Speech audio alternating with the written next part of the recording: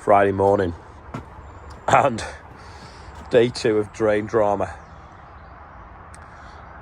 I'm gonna have to get the camera back down and see what's going on, because it's just not working as it should. There's water in the bottom, that's to stop the smells, but going that way, there's definitely something going on.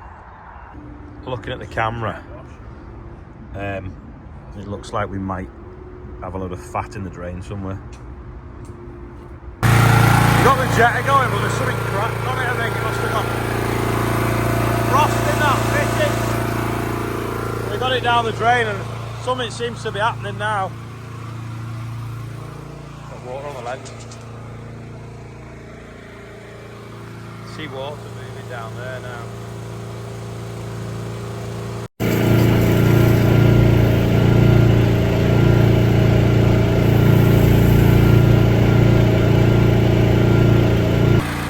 Right, Rob's turning that off. I think it's empty. We've got it down there through the whatever the fat was, and then it come all the way through that drain.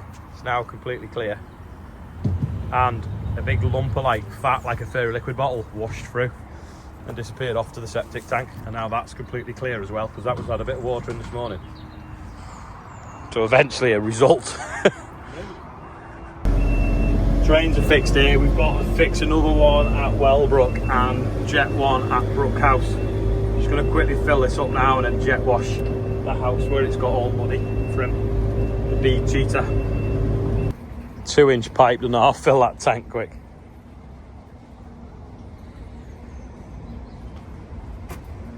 It's up to there already.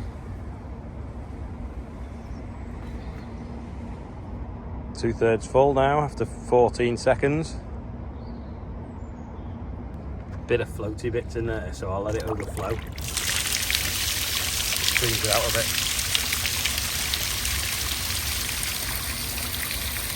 Bit of a barn find. Might have left my car next to the wood chip pile last night because we'd moved it out of the way to the septic tank. Oh, it's a bit dusty. What happens now? Wow. It's a cramp order. It's just 10 at a time, maybe. Yeah, time for the rake and nuts and bolts. Ooh.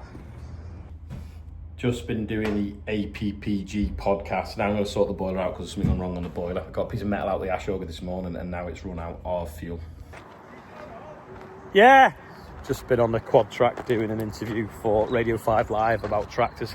There's apparently lots of their listeners are tractor fans or tractor drivers. In fact, are you one of them? Let us know in the comments. Right, let's go on the next one. Just hold it a second, I'll go a bit tighter. Yeah, you'll get a bit more on it than me. Right. That's like that, and next. That grass has wilted already. Shake it out, I think, tomorrow. Now let's see if we can split one of these bales in half. Yeah, this is kind of a third of a bale of straw, but I think what we'll do, we'll cut this, retie it, and then just put the flakes in the bucket, and then I'll take it in the bucket. Yeah, they can have it in flakes this year. Might be easier to carry through the door. Last time I nearly got the door off the hinges trying to post it through the double doors at the community centre.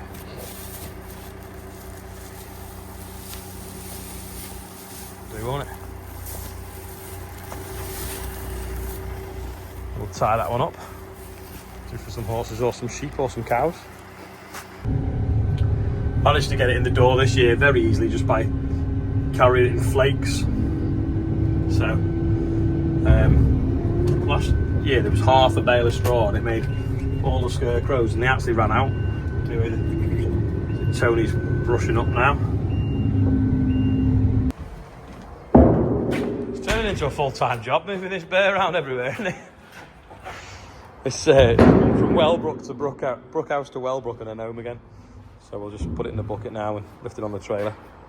I feel like there's a company called Bear Logistics or Great Bear or something like that. Anyway, that's ready to go back after the party last weekend. Don't need that, put that back. Just having a little bit of a spruce up and a tidy up where the chip has been. getting fixed. Paul's got a soft tyre. While we've been on straw and bare logistics, Rob's put a bit of chip through the chipper, but with it being Friday, he's going to finish it off tomorrow now. I think he wants an early dart. I'm going to lift this burr off the trailer now with Andrew. Need some creosote for the bottom of it, but you can't get proper creosote nowadays, can you? So it's a bit of a pain. John's on his way to sunny Orkney. Check how the electrician's going on with his house he's building up there. Do you know what? I think it's 2 weeks ago since I cut that grass. And it's not, well, no, maybe 10 days at Bank Holiday Monday, but it hasn't grown at all. It's just so dry. Anyway, we'll take this burr across the road. A little bit of burr rustling. It's going to live the other side of the lake, the other side of the tree from this one. I'm going to stand it on some carpet underlay soaked in oil so it doesn't get any damp coming from the bottom that will rot it. And then maybe if we can get hold of some creosote, we can then soak the carpet with creosote.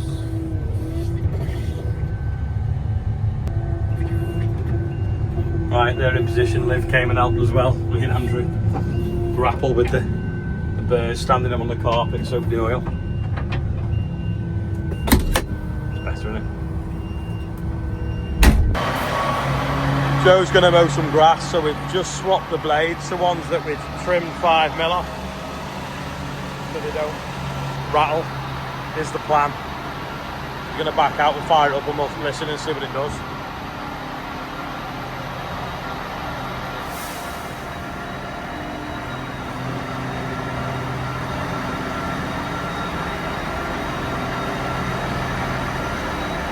He's going to fire the PTO up now. It's a new one on man, so it might take a while. Oh, I need to show people that window as well on the house. I've just seen a pigeon fly past and it's reminded me of something. Double click it.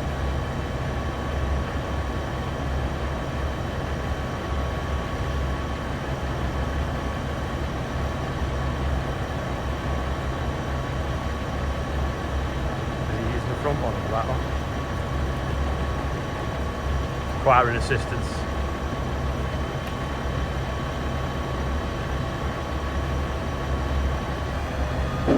There we go. That's better. Not rattling now.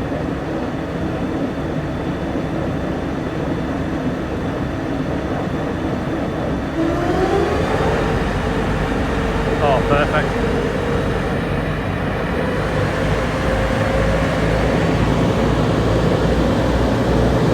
Blade spin round and the sauce is on the bottom. Get on the floor and actually don't spin when you're mowing.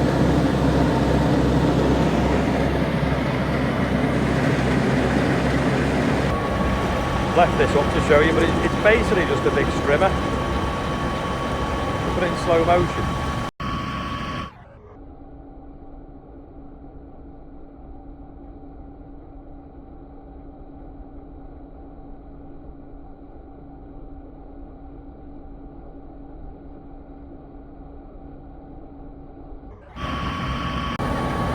There you go, so that's how it works. So they pull it in and throw it through the middle, and the other two pull it in from the other side and throw that down as well, so that's why you end up with 2 rows. You've got these little bits to knock it in. That noise now is that bottom drum has got a bit of a dent in it, so as that still stays spinning, flicking the blade up and down like that. Probably wants straightening, but it doesn't do it when it's moving.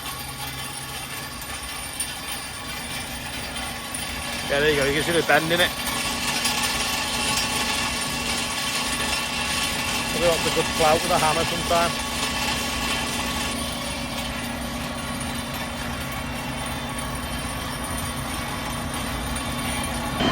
It does look good, black and red, and when we had the Peugeot van I wanted to put a red stripe on it and Rob wouldn't let me.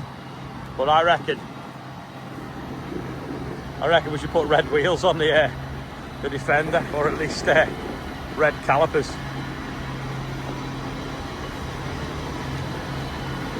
Anyway, he's off mowing. This was in the cab. So when I was with Tom Pemberton the other week and we were foraging, the forager stopped dead, and that was why, because that piece of metal had gone up inside it and it didn't want to chop it up and damage itself or make animal food with iron in. So yeah, a little bit of tin come out the muck, I think. Yeah, I reckon if it had red wheels or red calipers in there, it'd look well different. The spilt Phacelia is now in flower in the yard. It's amazing how weeds can grow so prolifically even though there's no rain. There's one over there about 3 foot high, if you look. It's like as high as the drawbar on the drill. Not many on today's birthday bumper. We've got Thomas Hamilton, it's his Holy Communion. Freddie Stanford's on there, and James Hurst is 17, and Reggie Warner is the big 7. And we're now up to 90,966, which is a Ducati motorbike. So happy birthday, everybody on there. I feel like today's video hasn't been that interesting because I'm full of dust, aren't I? I spent 3 hours this morning in the office in here doing a podcast Zoom meeting for the All Parliamentary Rural Group or something like that. And then I did a Zoom meeting with BID Merseyside, which is the people that move the elf round at Christmas when they put the elf on all the big buildings. And we were looking at whether we tie that in with the tractor on this year, where the elf comes out the river off a boat with lights on, and then we move that round. So did that. Then Radio 5 Live did that thing about tractors. And I took that little bit of straw. I've just not really done anything at all productive. The lads have, but I haven't. At least we got that drain sorted. But one of the things we were talking about with the podcast, the rural podcast thing, was how agriculture needs to make more money, basically. And is that even possible in the world that we live in now? Even if we get back some of the payments we've had in the SFI and stuff like that, the commodity price is still relatively low. So one of the things I think we should be doing is adding value. So like, obviously Range Rovers export really well, and that was why it was very important to get the deal with America. Well, imagine if the world wanted to buy British Weetabix and there was suddenly a massive demand for wheat, just like up in Scotland where they have big demands for the malting barley for the whiskey, and they have big demands for the seed potatoes. You know, brand Middle England doesn't really do a lot. Yeah, cider apples might, stuff like that.